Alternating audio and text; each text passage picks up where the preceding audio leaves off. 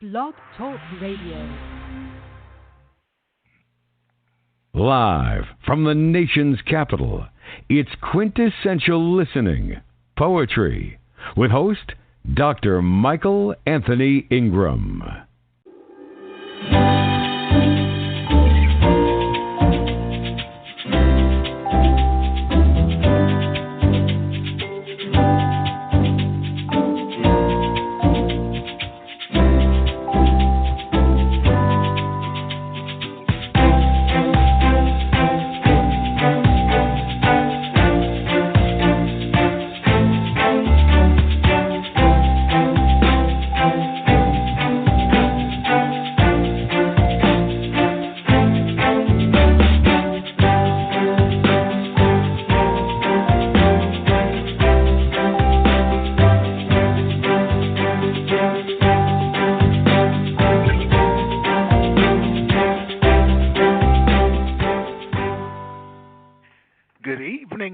This is Michael Anthony Ingram calling from the great city of Washington, D.C.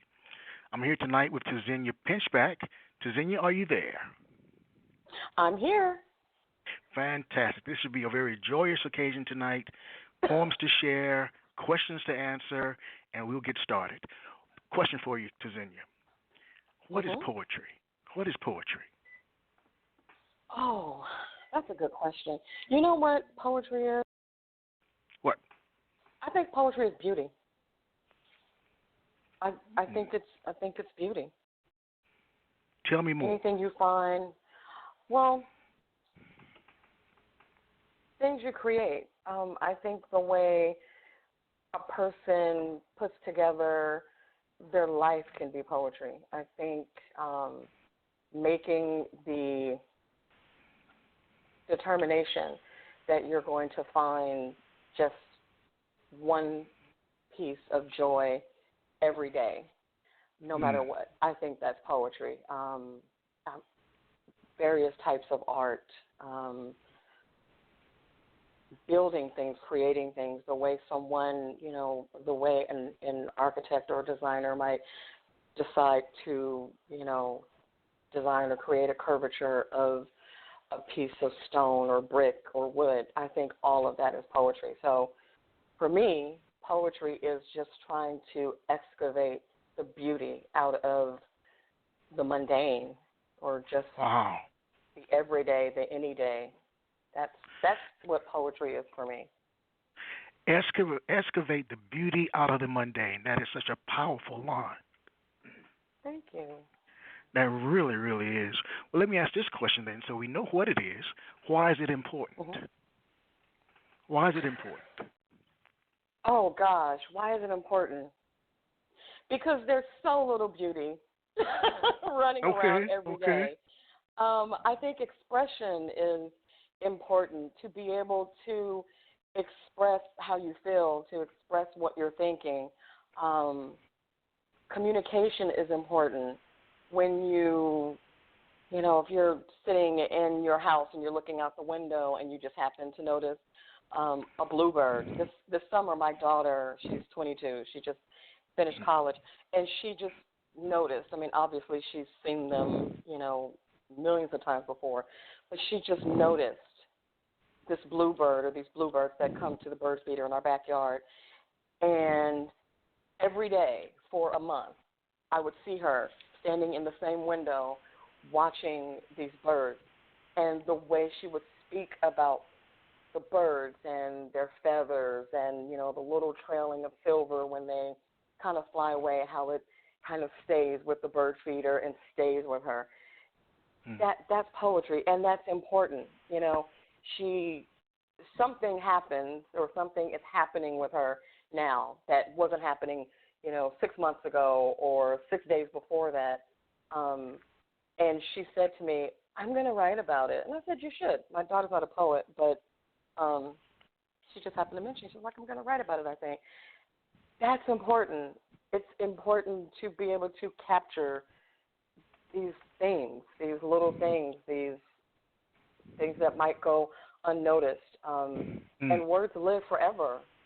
It doesn't just, they don't just kind of disintegrate into a mist or an ether. You write it down, or if you don't write it down and you tell someone, they carry on and they live and they linger and languish and they grow.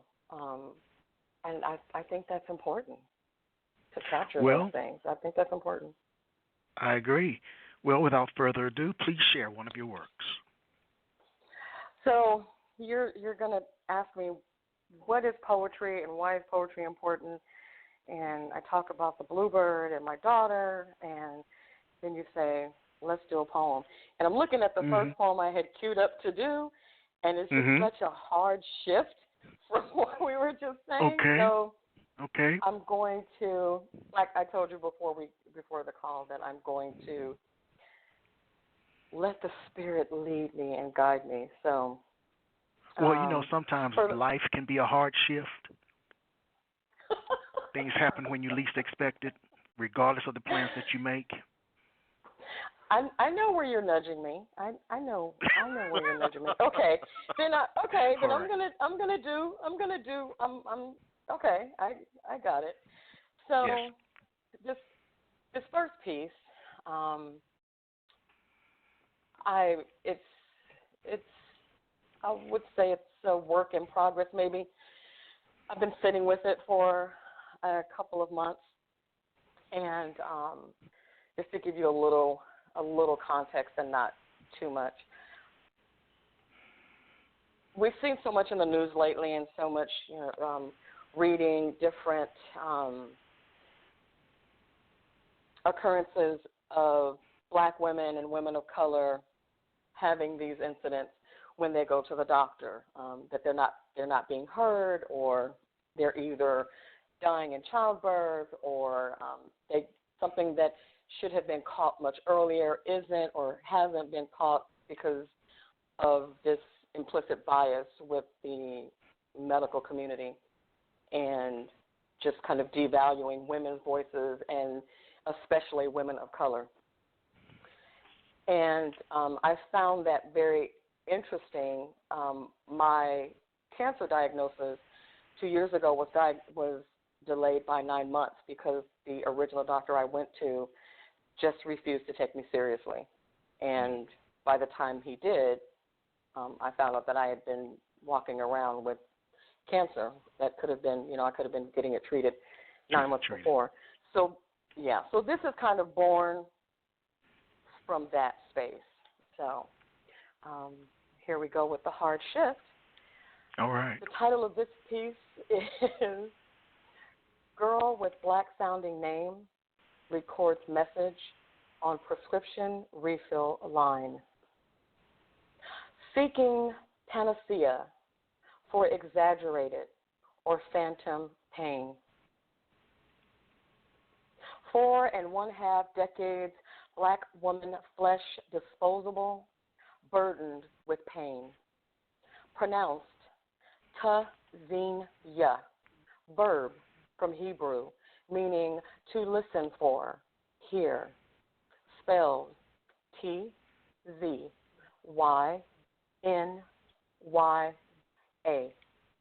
The first letter, T, is a stop. Disrupts airflow. Quick, sharp, staccato. Repeat after me. T, t, t. Hard, like turmeric.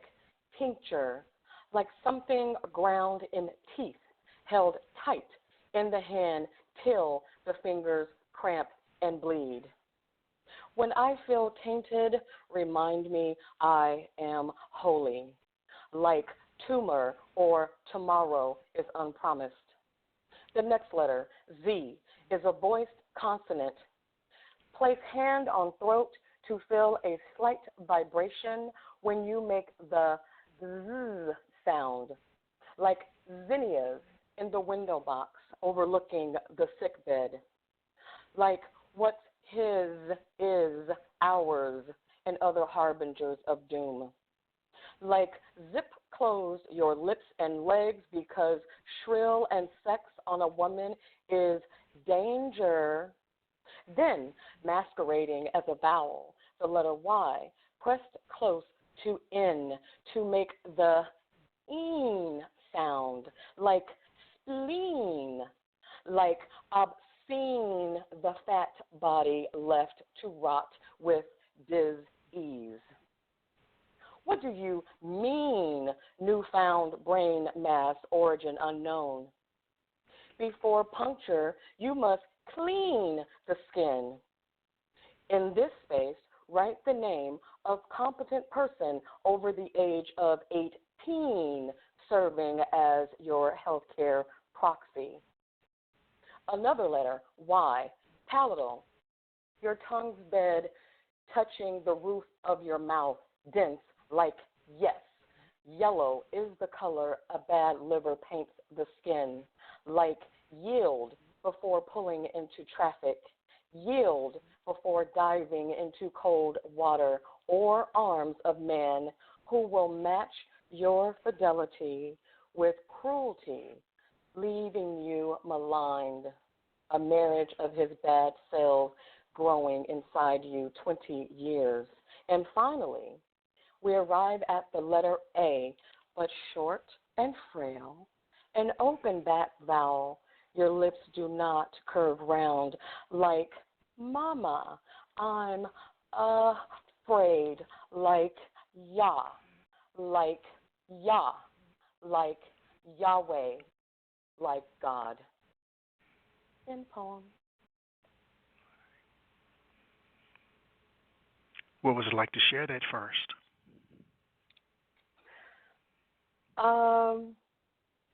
A little fun. It's so much play with words and sounds. It's yes.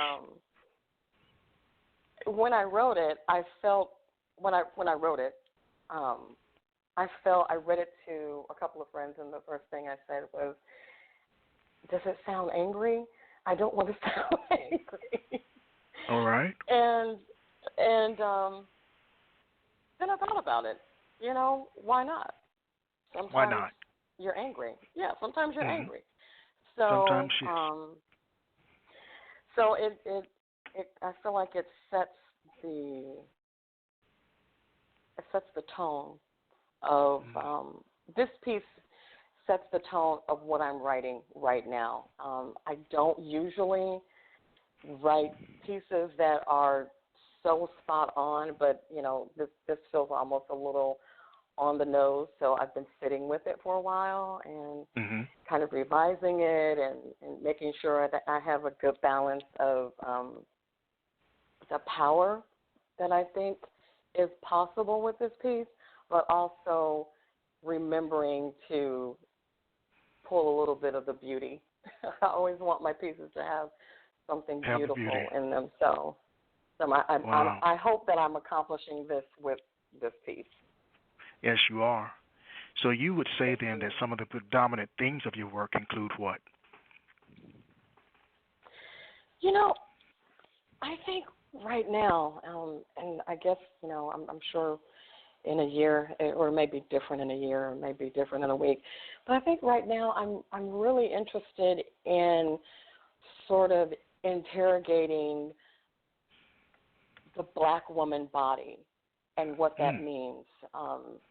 And especially, you know, being a cancer survivor and having my own health challenges as I kind of navigate through the beginnings of, you know, survivorship and wellness and things like that. So I'm really looking at how the Black woman body is over-policed by the world and what it means to own that body, and especially to own it when it's imperfect, when it's too old, it's too young to have a voice, it's not well, it's unwell, it's healing, it's transforming. So I'm really looking at that and how we, as Black women, how we consume, how we take things in, how we take in the good stuff, the not so good stuff, things that we're doing, how are we affecting our bodies. I feel like as a Black woman in the world, our bodies are owned by everyone else, and we have to ask permission to kind of take back the key kind of take back that space and just say, no, this is me, this is mine. So I'm kind of working through a lot of body and kind of ownership, I guess. We have a caller, and I'd like to bring this person in, if that's okay. Okay, sure.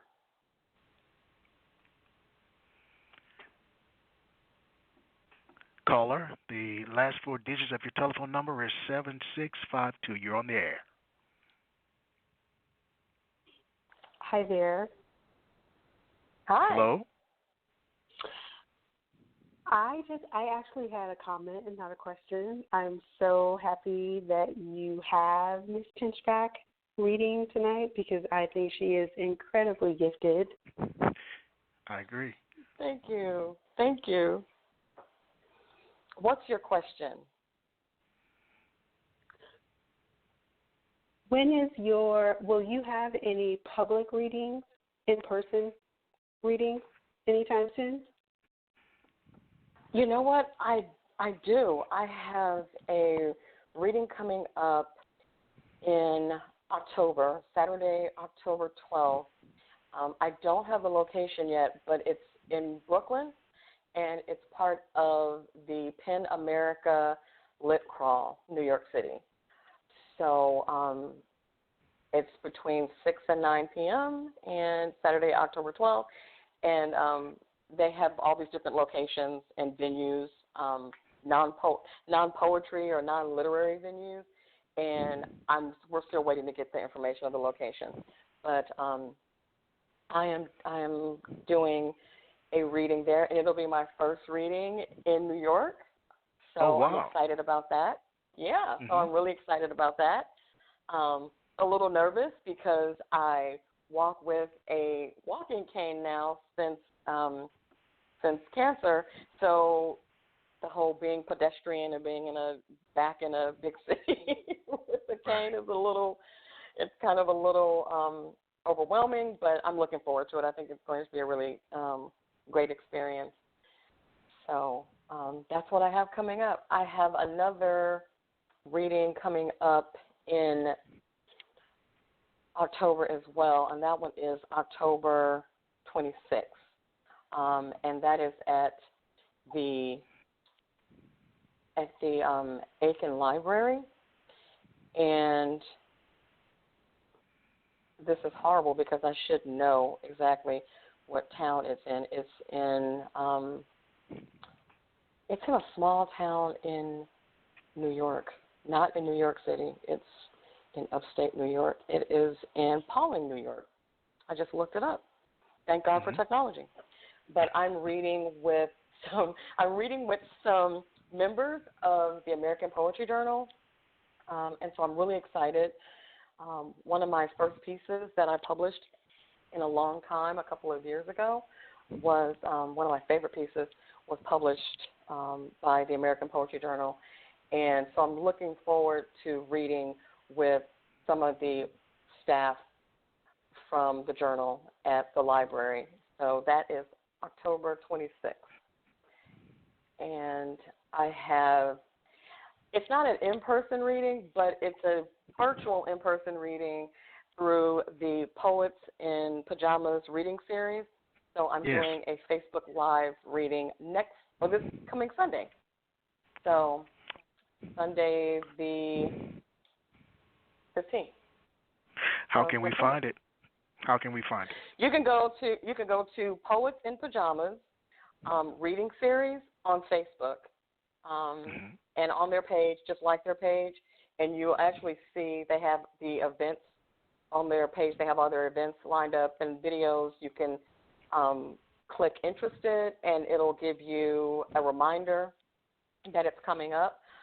You can also find Poets in Pajamas on Twitter as well. So either one of those. Just Google search Poets in Pajamas, and their social media links will show up, and you can click to attend the video, and it will start at 7 p.m. Eastern Time, Sunday, September 15th. All right. Thank you. Any other Absolutely. questions, caller?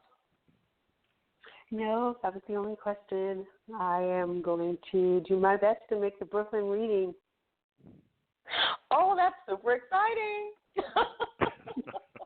If you see me stumbling because my equilibrium is not quite straight, just know that sometimes it's, sometimes sometimes it happens that way. That's okay. The writer's circle is a strong net. We will catch you. Poets persevere. All right. Well, thank you, caller, very much for calling in. Yes. Thank you. All right. We're going to take a brief break, and we'll be right back. Okay.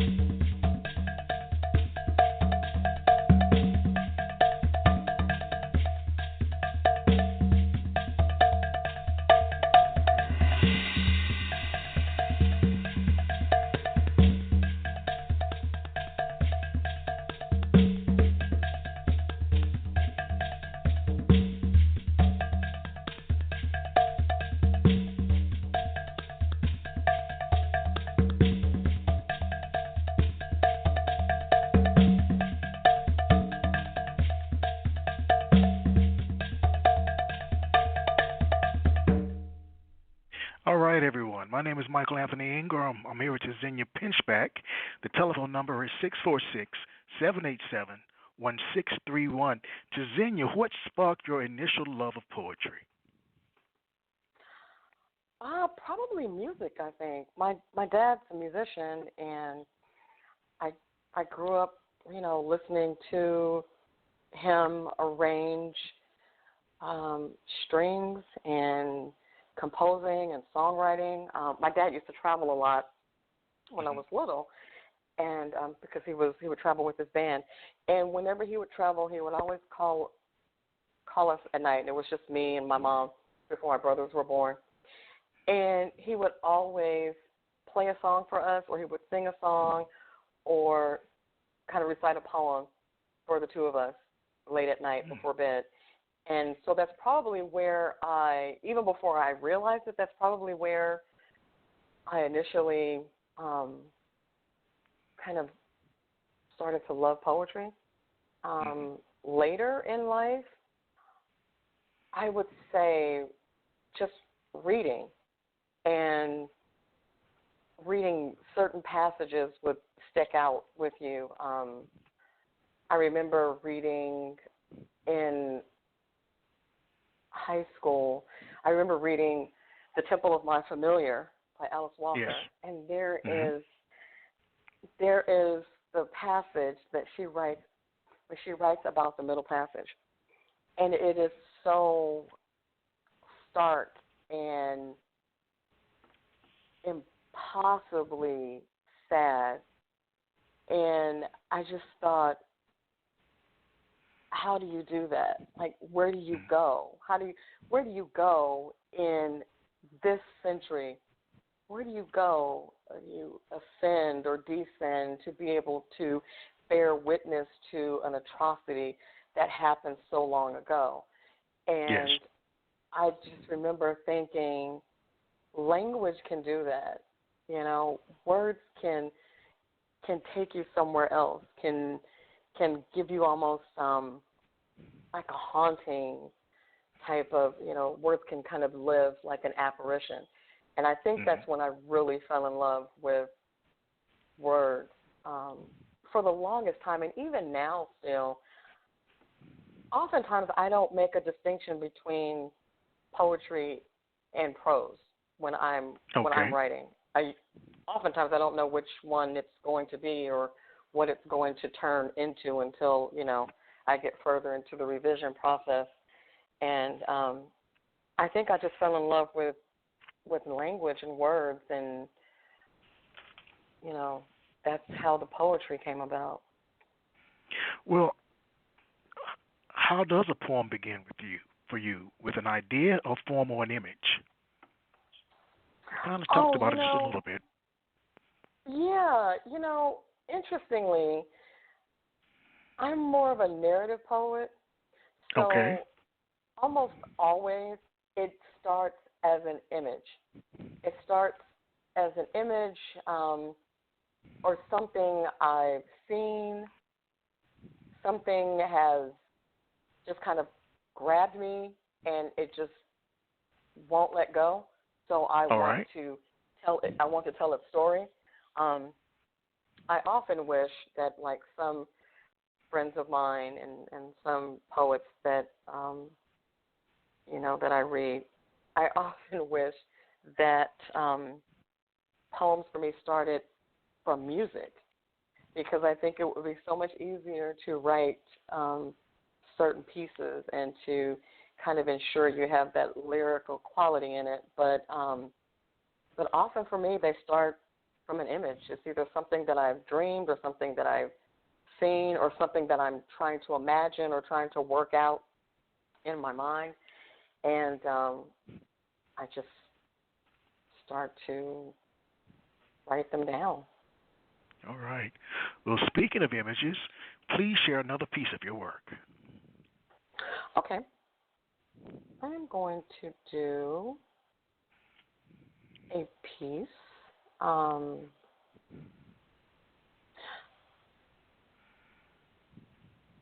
going to do a piece that I wrote about my mother. I wrote it for my mother. My mother is she's a retired nurse. But I've grown up watching my mother be a caretaker. It's something that's come natural to her. It's something that she's very, very good at. And specifically, I remember asking her when an aunt of mine had cancer years ago, my mother took off and moved in with them to be her caregiver when she was doing hospice at home. And I remember calling my mom one night and asking her, aren't you afraid that you might be there when she dies, if you're, And she wasn't afraid of that. She was sad, but she wasn't afraid of it. And I remember her saying that she had witnessed people dying in hospice, many times, all the time, for decades. And she says the important thing for her to remember, if it's one of her patients, is oftentimes people would have like a fear or a trepidation, and she felt that it was her job to kind of help them transition, to make them as comfortable and to speak to them and let them know that it was going to be okay. And I just thought that was really courageous. So I wrote this piece about her, or maybe for her, and the title is Pallbearers. They are singing a song for the living, lamentations to the burden and gift each new day on which your name is written. A song full-throated at once harkens back to the warmth and lush florals of youth, your lily of the valley, your sandalwood and myrrh, your tangerine sweet and sun-kissed skin mapping its lyric. A ha-ha-ha, hee-hee song of merriment, by ritual feast and ornamentation spirited, bearing of children and fires lit against the sky to mark the victory of their birth. They are singing a song for the dead, tongue heavy with prey, knowing night falls, a dense fog lingering underfoot, or gale swift at your back, washing and redressing the day, a pulse thready beneath its fingers, throwing open the window and its trimmings, a tide quaking beneath its lyric, sing you onto the morrow where there is no lament. Thank you. Another very powerful piece. Thank you. Very vivid. Thank you. Very vivid. Very vivid. Tell us about your process. Is it pen and paper, computer, notebooks? How do you write? Oh man. I wish I could. I wish I had like some profound, like, I have a space in my house. I'm just not that disciplined. I'm not that organized. So here's the truth. Mm-hmm. I have a day job, like many creative people, Yes. do, and I find that poems and things I want to write about just come rushing toward me when I'm in the midst of editing a proposal to submit to a corporation, or if I'm in the middle of a conference call or a meeting and doing something completely different that has absolutely no poetry in it whatsoever. So what I do, I will write them wherever I am. So All right. when I get an idea about a poem, when I get an idea that I want to write about, I just start to write. I'll write it longhand. I keep a yellow and a red Moleskine, one in my purse, one in my backpack. So at any given time, I've got pen and paper. If I'm at work, I've got my laptop out. And my process is simply this. I write the worst possible piece of crap I can because I want to get every thought out. All right. If I'm watching like the Investigation Discovery Channel, and I'm looking at true crime because I love true crime. Unfortunately, a person with anxiety, I probably shouldn't watch those things, but I do. And I'll read about like a serial killer or like some weird mystery, and I will just write the worst crap. One day I'm going to publish a collection of first drafts, and it's going to be so horrendous and awful. I mean, there are just things that are so terrifying and horrible in life, and my first drafts are it.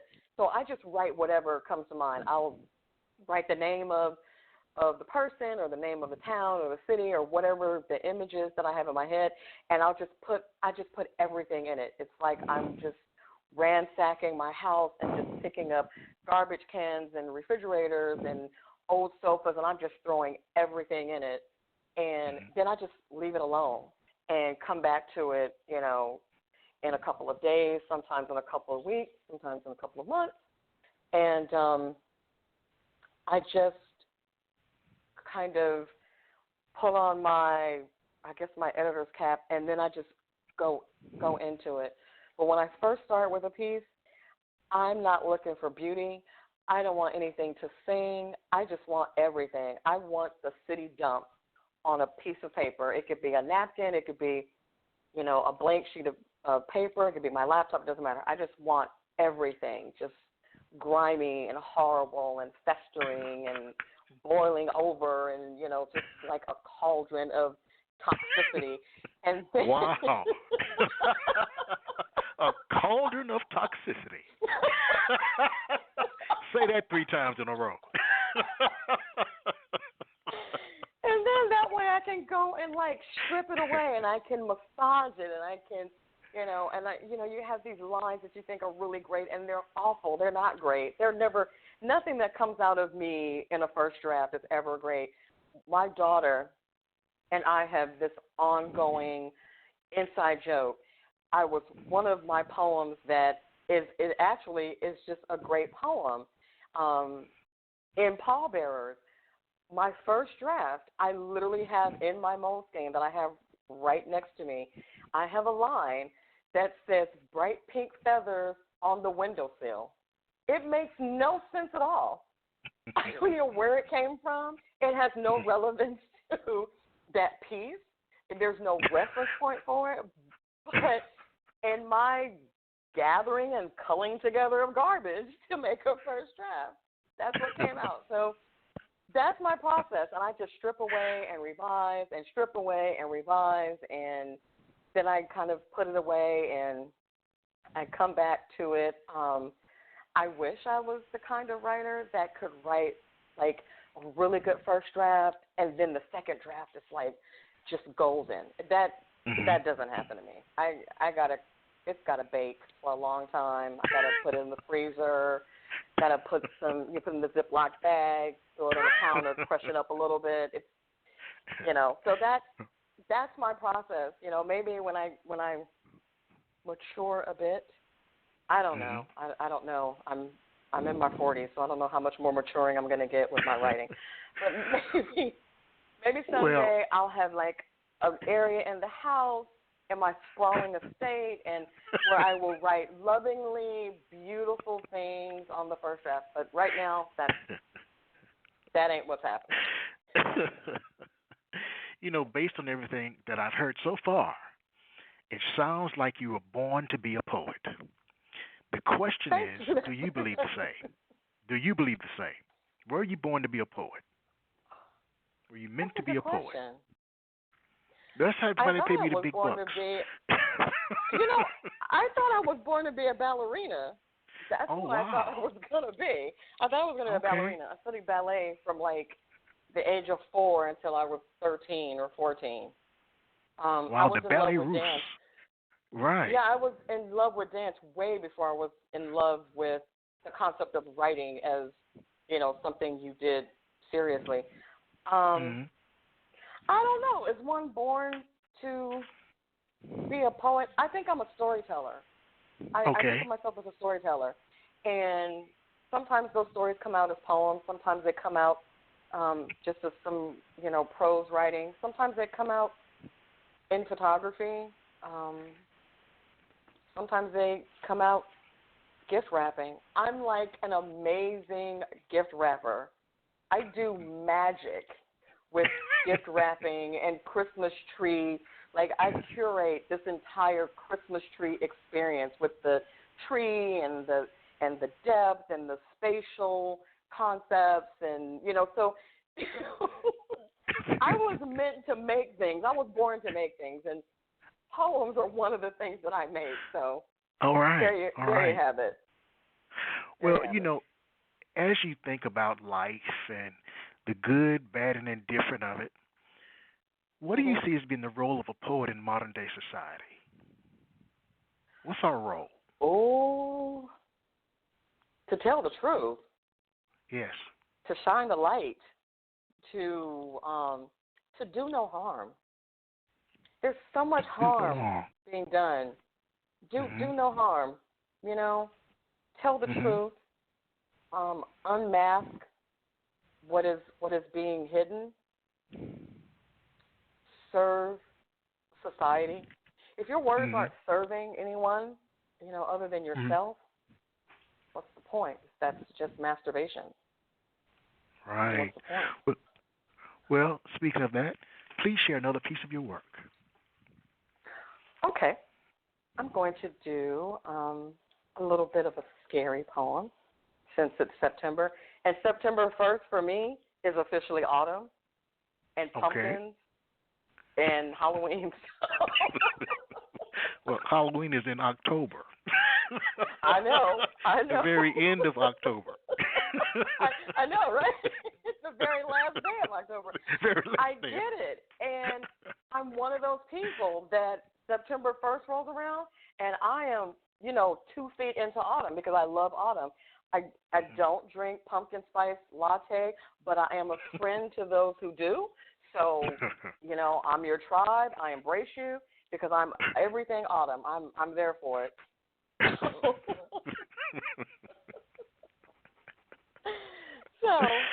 All right. This piece, it's a short piece, but it's fun. I like this piece a lot. I was thinking about when people tell your story or they tell your history, they kind of own a piece of it. So it got me thinking, what if the Wicked Witch in Oz really wasn't wicked? Of course she's wicked if you read the story from the point of view of Dorothy. So Yes. it got me thinking, So this, the title of this piece is short. Presumed dead, Oz expatriate claims squatters' rights in Kansas. I am want and rain, wall cloud a pulse against my seat bone, stirring the river of feral rams, limb, sap, and heifer's claw, a putrid debris on my hat's brim. 3 heel clicks from your door. Poppy, red like tongue swelled hot with curse and pray, a bouquet under my finger's nail. I am sunflower, plucked bare, storm cellar, spun up, gold brick dust and atone, both glint and eye. Tin Woodsman's axe up sleeve of my yellow flicker, loose sequin, ruby slippers. Thank you. 3 clicks from your door. 3 heel clicks from your door. I like that. I'm coming. I like the idea of the witch coming to Kansas to find Dorothy and to claim her squatter's rights and to get her shoes back. Hey. You ever had a really good pair of shoes fit your feet really well? Oh, yeah. I'd ride a tornado to get my shoes back. I'm just saying. That's so funny. It's not evil if it's a necessity. Everybody needs shoes. Listen now, listen. All great writers and performers have great writing influences. You mentioned Alice Walker. Who's some of your influences and what makes them great in your eyes? Oh, let me tell you. Good. See, here we go. So here we go. I will start with this piece, the poem that I just read. That poem was influenced by a poet that I know from Maine, Anne Briding Olson. She's a dear friend. She's so kind. And we started off just as Facebook friends. We had the opportunity a year ago to actually meet in person because I did a reading in Maine, and I went up there for one day, and she actually came out to see me during the reading. But one thing I remember is I ordered a lot of books when I was going through chemo. I just would go through and order a lot of books by writers that I knew or that I was acquainted with. I just wanted to catch up on my reading list. And I got a collection of poems, of Anne's poems. And I remember her poetry just sitting with me and comforting me. And it just felt like, a friend sitting with you during chemo when I would go in for chemo or when I was sitting at home and nights when I couldn't sleep. And I just enjoyed her writing.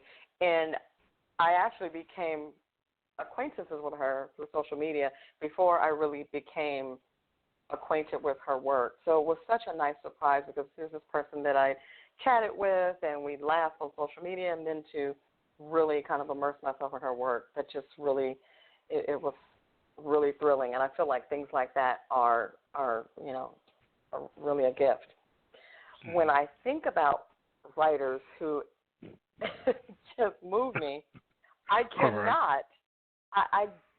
cannot go beyond right this moment Toni Morrison. Because tell me why. Oh, man, come on.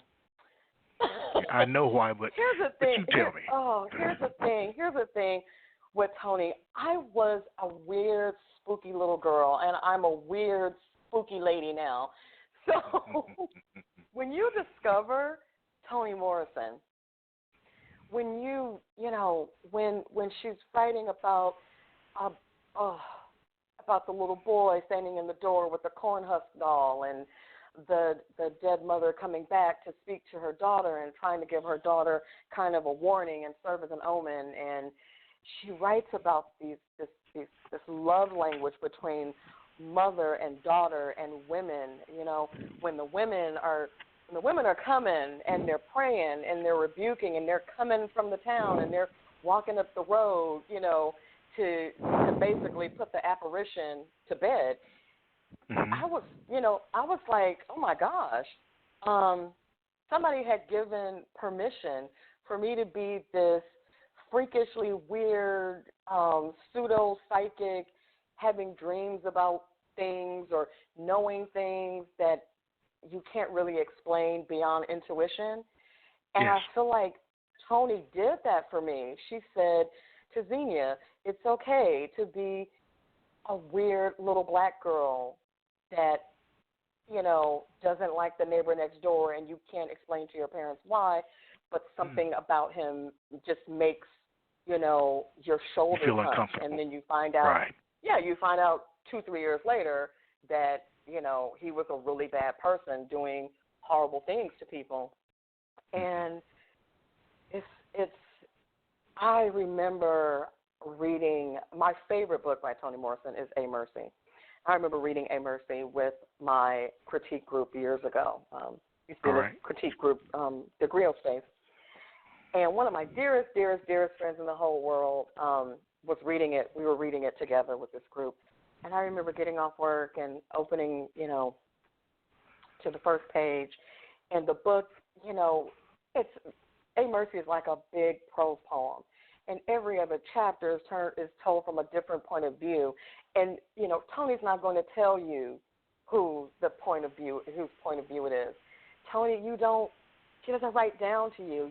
You come up, you read up, and you ascend. And I remember sitting on the sofa and climbing into that book and climbing into Florence and the boots and her soft feet and why it was so important and so tragic for a young black girl at the start of slavery in Maryland and in the Americas, to have soft feet.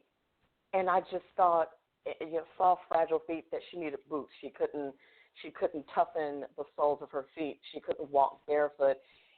And I remember when I would close that book, I would have to extricate myself, like my arms and my shoulders and my feet and my elbow and my knee and my décolletage and, it's just like every piece of me, the left braid and you just immerse in that. And there's something in Toni's writing that just gives you permission to believe in the supernatural. Yes. She gives you the permission to understand that when you're walking your path, there's always two paths beside you. There are other worlds and there are parallel experiences, and no one is ever really dead. Someone's always reaching back and someone's always reaching forward. And I just cannot find the words to illustrate the beauty and the magic and just the genius of Toni Morrison. And I've been writing a piece about her for since her death. And I was hoping to have it done for my readings this month, but I doubt it. But it's just, She died the day that I went into the hospital, that I went into wow. the ICU. Mm-hmm. So I was in the ICU, and that's when I learned that she had died. And the first thing that came to mind for me was A Mercy and Beloved, and that mother-daughter tie, that blood tie, because I had been very sick, and I wasn't aware that how sick I was, and I was in a fugue, basically. I was starting to forget things, and it was my daughter. My daughter's the one that called 911. My daughter saved my life. So the night that my favorite author, whose work has just changed me and illuminated me, the night that the woman who has given voice to that mother-daughter, that wretched tie, that tender, sweet, perilous, fragile tie between mother and daughter. The night that she died is the night that my daughter saved my life a month ago. Wow. And it's very powerful. I don't know what to do with that. So that's why I've been writing it, because I don't know what to do with that. I don't know how to approach it. I don't know how to distill it. So that may take a while, but yeah, I don't know what the universe wanted to do with that, or how that happened, why it happened that way. But yeah, I mean, for the rest of my life, my daughter saved my life the night Toni Morrison died. That's, if that could be a tattoo, that's my tattoo for the rest of my life. That's your tattoo. That's a before and after, point in my story. So. And it's a very powerful story. Very powerful. Let's take a brief break, and we'll be right back.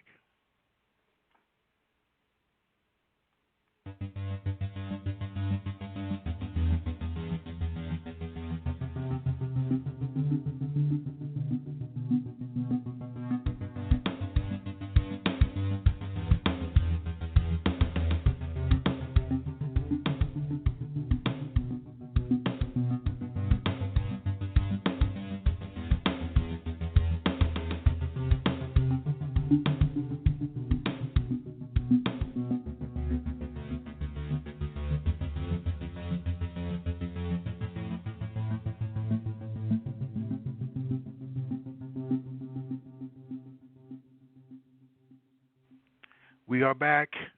I am Michael Anthony Ingram. I'm here with Tzynya Pinchback, and this is an incredible program. Tzynya, you're extremely talented. Your words are like music. Your words are like music. And I'm incredibly thrilled that you're with me tonight. Please share another piece of your work. Okay. So let's see here. I am going to do a piece that is one of my favorites. I wrote it for my dad. And the title is Traveling Mercies. Quote, "And Aretha is the last sound they hear before dying. From Ta-Nehisi Coates' Between the World and Me. Ain't no way I left town without the pitch of her yell, the swell of her moan, a river through my speakers after you, squatting beside my car to place hand to fender in prayer, the road Denver to Nashville, rise to greet me, eyes gray and glinting with tears, told me goodbye for the last time. After craft beers and breakfast in lower downtown, you said, ain't no way these gastropub biscuits taste better with seeded black jam than the art of your scratch gravy. Bleached flour over grease drippings, scrambled in cast iron until almost burnt black, before seeping in water and whisking together slowly, slowly like night rolling into dawn, like the morning I awoke at your bedside, reclined and counting the seconds between your exhalations. And ain't no way, in that lingering silence, after the final rush of air left your lungs, filling the room with your exit, I didn't bargain for time enough to pray you safe passage, my tongue a vinyl groove repeating. Call me the moment you get there. Thank you. Call me the moment you get there. That's my Aretha Franklin. favorite Aretha Franklin song. Yep, that's my favorite Aretha song. It is. Call I adore that song.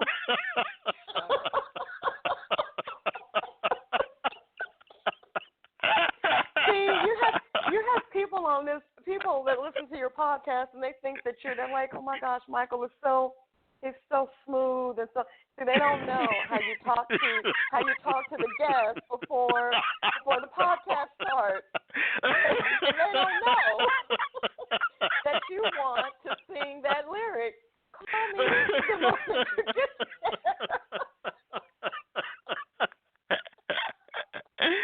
Well, but I know. You know. Hey, share another piece of your work. Okay. If you don't mind. I don't mind. Let's see here. I've got one that's very domestic. This one is there's not much magical in this one. This one is about returning to work after being laid off and being sick and going back to work, and you're walking with a cane and you're trying not to look sick, and you start to understand how life is for people who are precariously or who have precarious mobility. Yes. And just, and when you're no longer 25. And this one is called A Load-Bearing Wall. 1 month, she said, just 4 weeks, 20 business days, 40 punches on the time clock, in, out, in, out.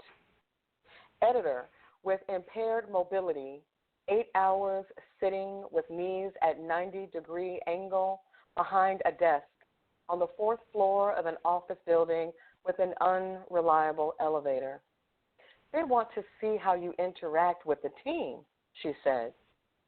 Theirs is a collaborative culture, a work hard, play hard, 8 a.m. to 5 p.m., but will work late into the night and on weekends, which happens almost every night and every weekend, to get the job done.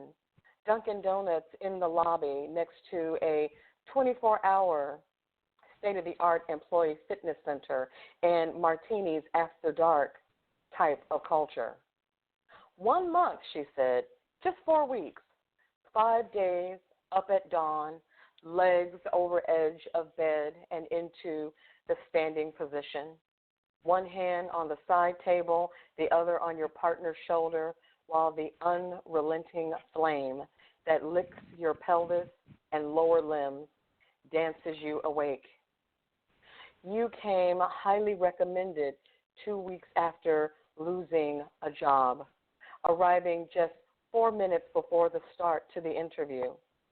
A spasm seizing your right foot at the exact moment you shook her hand. Pretending not to notice your lumbering gait, she pointed to the rows of cubicles outstretched before you and said, in the end, we're all just cheap labor. 1 month, and you are counting 92 steps to the water cooler, 3 flights up the back stairwell, careful to avoid your cane getting caught in the loose carpet on the landing, past a large writer's supply cabinet to the one-stall bathroom for the handicapped. 20 minutes now, teeter on legs gone soft, their skin like stretched elastic socks pulling at your ankles, Dry chew 4 tabs of Advil and wait. The tiled wall cool against your back. Thank you. You know, writers and poets write for a myriad of reasons. Some write primarily to speak a message to their audience. Others write because to stay silent is not an option. Why do you write, Tzynya? Because I'm emotionally unstable oftentimes, Okay. and it's better for me to write than to run around outside screaming. Okay. All right. My hair is on fire. Hey, who am I? Writing helps me. You know what I'm saying? Yeah, writing helps. You know what? Writing helps with my anxiety. When I write it Okay. out, I have to confront it. So I write things that scare me. Oftentimes, I write things that I'm afraid of. I write things that scare me, things that I have some trepidation. And when I write it, it's right there. You can't help but see it, and that forces me to confront it on my terms in a safe space. So, yeah. Wow. So that will be Well, why. we've come to the end of the hour. Can you believe it? And I'm not any good in math, so I should probably write. I can't count. I'm like, I got you to like from 1 to 20, and after that, then you're on your own. So there you have it. I could listen to you read all night long. You Thank are, you, Michael. as That's I really kind. an incredible artist. I mean, the Thank nuances you. in Thank your you voice very as you're much. reading, it's, I really, really could. I Thank really you. could. You know, when people hear your work, and you've kind of talked about it in terms of some of your upcoming performances, they usually want more. So what's next for you as a poet overall, as a poet? I am working toward a second manuscript for a second chapbook. So I'm working on pieces. I think I'm kind of putting together a collection of work about the body, the physical body, the spiritual body, the social body, the community body, however you interpret the body. And I'm doing a lot of writing and working, and it's hard to tell because some of these pieces that I read today are a little dark. But I'm working on pieces of joy.